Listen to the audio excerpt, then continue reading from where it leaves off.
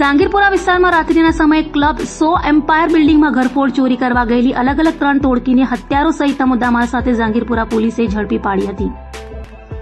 સુરતના જાંગીરપુરા પોલીસ મથકની હદમાં ગત 30મી જુલાઈના રોજ રાત્રિના સમયે ક્લબ 100 એમ્પાયર બિલ્ડિંગ ખાતે 3-4 માણસોની અલગ અલગ 3 ટોળકીઓ ચોરી કરવાના ઈરાદાથી બિલ્ડિંગમાં ઘૂસી હોય જેને રહેવાસીએ જોઈ લેતા ઇમરજન્સી હેલ્પલાઇન પર ફોન કર્યો હતો, જેને લઈ તાત્કાલિક જાંગીરપુરા પોલીસ મથકની ટીમ ત્યાં પહોંચી ગઈ હતી. જો કે પોલીસને જોઈ આરોપી ભાગવા લાગ્યા હતા, પરંતુ પોલીસે પીછો કરી આરોપીઓને ઇસ્કોન મંદિર હળપતિવાસ પાસેથી ઝડપી પાડ્યા હતા.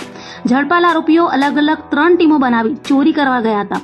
હાલ તો જાંગીરપુરા પોલીસે 8 આરોપીઓ હિતેશ લસણિયા, ધર્મેશ દંતાણી, મુકેશ પાટણવાડિયા, મુકેશ પટની, જાની પાટવણિયા, રવિ પાટણવાળા, રાજેશ પાટણવાળા, રવિ વઢિયારા અને 4 બાળ કિશોરને ઝડપી પડ્યા હતા અને તેઓ પાસેથી હથિયારો તથા મુદ્દામાલ કબજે કરાયો હતો.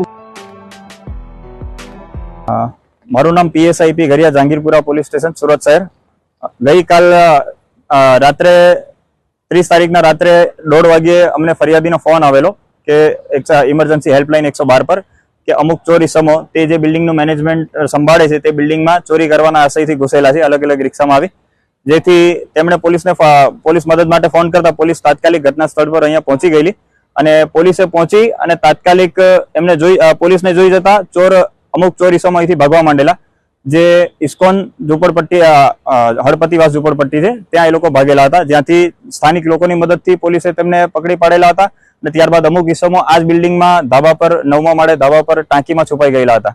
એમાં દરેક ફ્લોર પર સર્ચ હાથ ધરી પોલીસે તે ઇસમોને પકડી પાડેલા છે. આમ કુલ 8 આરોપી અને 4 બાળ કિશોરોની પોલીસે પકડી પાડેલા છે. તેમના વિરુદ્ધ ડિટેઇન કરી આગળની કાર્યવાહી હાથ ધરી.